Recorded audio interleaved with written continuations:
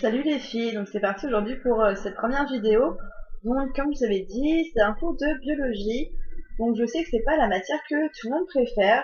C'est assez compliqué au début quand on n'a pas les bases et qu'on n'a pas la bonne méthode de travail, mais vous allez voir, ça va bien se passer. Donc dans ce cours, on va y avoir tout d'abord les bases d'études du corps humain. C'est des notions, c'est des bases vraiment à connaître. C'est comme quand vous faites de la musique et que vous apprenez le solfège, voilà, c'est la base. Donc c'est sûr que c'est un peu barbant, mais vous allez voir, ça va super bien se passer. Donc en premier dans ce cours, donc des bases d'études du corps humain, on va voir les niveaux d'organisation du corps humain. Donc c'est-à-dire, en fin de compte, votre corps humain est constitué de plusieurs choses. Donc dans ce corps humain, on a 6 niveaux d'organisation. Donc le plus petit, donc les atomes, il y en a donc 4 sortes. Donc par exemple le carbone, l'hydrogène, l'oxygène et l'azote. Ça va être les 4 principaux. Ces atomes, eux, en se regroupant, forment des molécules. Ces molécules, ça peut être de l'eau, des protéines, des glucides, des lipides. Donc ces molécules, c'est un regroupement d'atomes qui eux-mêmes donc sont soit du carbone, de l'hydrogène, de l'oxygène ou de l'azote. Ensuite, ces molécules, donc eau, protéines, glucides, lipides, forment elles des cellules qui sont, donc ces cellules on les appelle, on dit qu'elles sont les unités de base de l'organisme. On dit que tout repose entre guillemets sur ces cellules. Ces cellules, quand elles se regroupent à l'identique, donc c'est plusieurs cellules A, on va dire, plusieurs cellules A qui se regroupent entre elles, forment en fin de compte des tissus. Ces tissus, eux, sont regroupés quand ils sont différents. On a un tissu A, un tissu B, un tissu C. Quand ils se regroupent ensemble, c'est pour former des organes. Donc, par exemple, le cœur, les poumons, etc. Et ces organes, quand ils se regroupent ensemble, forment des systèmes ou des appareils, donc constitués, eux, de différents organes, mais menant à un but précis. Par exemple, comme l'appareil digestif, qui donc regroupe plusieurs organes, notamment l'estomac, les intestins, etc. Mais toujours dans un même but, c'est-à-dire la digestion des aliments. Donc on va voir ça avec un petit schéma. Donc fais main cette fois-ci, je vous montre ça tout de suite. Donc premièrement, vous avez donc le niveau chimique. Donc le niveau chimique,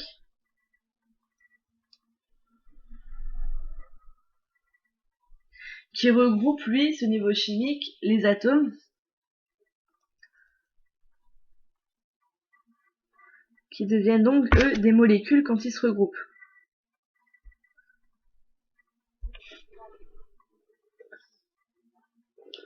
Ensuite, plusieurs donc molécules donnent des cellules. Donc les unités de base de notre organisme. Ces cellules, quand elles sont identiques et regroupées, forment des tissus. Ces tissus, quand ils sont différents et donc regroupés ensemble, forment des organes.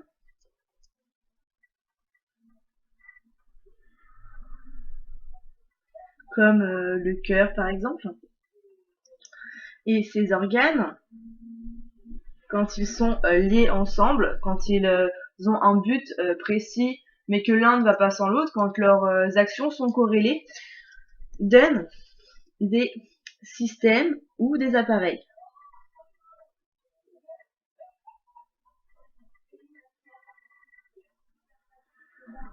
Comme par exemple le système digestif. Il y a plusieurs organes, mais ils mènent tous un but précis en même temps. Voilà, donc j'espère que ce petit schéma vous a bien aidé. Donc maintenant, on va passer aux constituants chimiques de la matière vivante. Donc en fait, la matière vivante, donc le corps humain, est constitué de plusieurs éléments chimiques. Donc notamment, on a en premier à avoir des substances minérales. Donc notamment l'eau, ça va être la substance minérale la plus importante. Donc l'eau représente à peu près 60 à 70% de la masse corporelle humaine. Donc ce qui représente quand même pas mal. Elle est répartie en 2 compartiments. Ces 2 compartiments, on les voit dans le schéma juste là. Donc cette eau donc dans le corps, elle est répartie donc en deux compartiments. Donc l'eau totale présente dans le corps,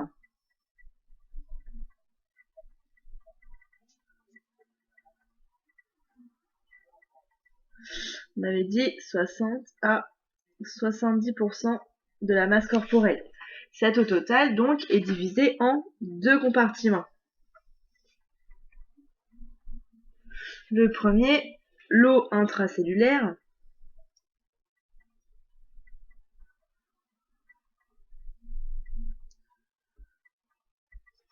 représente à elle 50%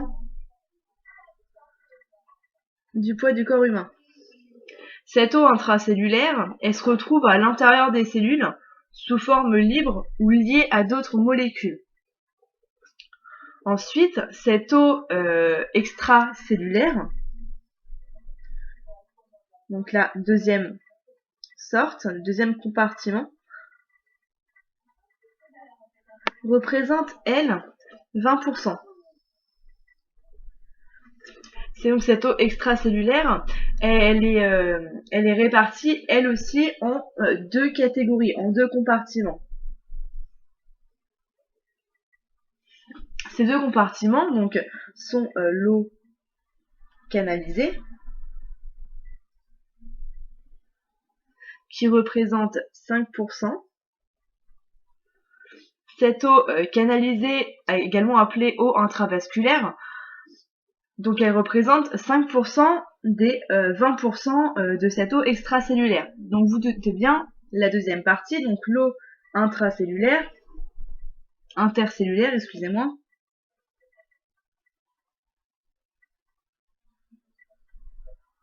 elle va représenter 15%. 15 plus 5, 20%. Voilà, donc cette eau intercellulaire, elle est également appelée liquide interstitiel. Et donc, elle entoure toutes les cellules, tout simplement. C'est pour ça qu'on dit qu'elle est intercellulaire. Donc chaque jour, nous perdons de l'eau par différents processus. Donc notamment la respiration, donc on perd à peu près 1 demi d'eau par 24 heures. On perd également de l'eau par la transpiration, les selles, l'urine, donc environ 1 litre à 1 litre et demi par jour rien qu'avec l'urine. Et en perte insensible en eau, donc appelée PIE, l'eau donc provenant du derme, elle s'évacue donc par la couche cornée. Au total, ça fait que chaque jour nous perdons 2 à 2,5 litres d'eau par jour. Il faut bien entendu combler ces pertes en eau par un volume équivalent. Dans le cas contraire, c'est ce qu'on appelle la déshydratation. Cet apport hydrique, en fait, se fait par plusieurs moyens. Donc soit de toute façon c'est obligatoire, en absorbant de l'eau, des légumes, du lait, de la viande, parce que tous ces aliments sont hydratés. Il est vraiment très important d'avoir un apport en eau suffisant pour combler ces pertes, parce que l'eau a un rôle vraiment très important dans l'organisme. En effet, elle y a différentes fonctions. Donc elle transporte au niveau du plasma les substances chimiques, les nutriments et les hormones. Elle maintient la température corporelle. Par exemple, quand vous faites du sport, vous transpirez, avant que vous transpiriez, votre corps, sa température monte. Le fait de transpirer, voilà, va faire redescendre la température du corps humain à une température normale. C'est ça le processus de la transpiration. Le but, c'est de faire descendre la température du corps humain. Et elle a également un rôle d'amortisseur et lubrifiant pour les articulations, les globes oculaires, etc. Et elle participe au maintien de l'homéostasie. Donc l'homéostasie, en fin de compte, c'est l'équilibre interne du corps humain. Ce qu'il faut savoir, c'est que la teneur en eau n'est pas la même dans tous les organes.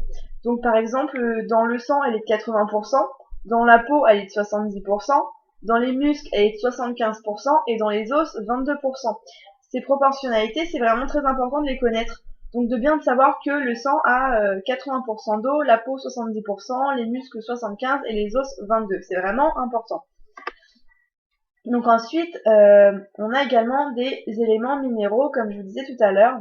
Donc eux sont présents à 2 à 3% de la masse corporelle, donc c'est beaucoup moins que l'eau, j'en conviens, et on les divise en deux catégories. Donc les macroéléments, c'est la première catégorie, donc ils sont présents dans l'organisme en grande quantité. Et ensuite, les oligo-éléments présents, eux, à des taux très faibles. Même si ils sont pas énormément présents dans le corps humain, c'est que 2 à 3%, ils sont vraiment nécessaires au bon fonctionnement du corps humain. Et pour en avoir assez dans le corps, qu'on ait des bonnes proportions, c'est important de manger équilibré. Vous verrez après, je vais vous les énumérer, vous allez voir que certains nombres vous sont pas inconnus. Donc pour la première catégorie, donc des macroéléments qui sont eux présents en grande quantité, on a en premier lieu, celui qui est le plus présent, le calcium. Donc on a tous entendu parler de ce fameux calcium. Donc lui, il est indispensable à la constitution des os et des dents et il régule l'activité musculaire. Il participe également à la coagulation sanguine. Donc vous voyez qu'il a vraiment beaucoup de rôles entre la coagulation sanguine, réguler l'activité musculaire et donc la constitution des os et des dents. C'est vraiment un facteur à ne pas laisser de côté. On le trouve notamment dans tout ce qui est produits laitiers. Donc le phosphore, lui, est présent sous forme de phosphate, et donc lui aussi, il régule la formation des dents et des os. Lié aux lipides, il va former des phospholipides. Et eux, ces phospholipides constituent les membranes cellulaires. Les cellules, on verra ça dans le cours suivant, donc on pourra vraiment bien détailler ces cellules. Ensuite, nous avons également le magnésium, contenu donc dans les os et présent à l'intérieur des cellules. Il est nécessaire à l'activation des enzymes.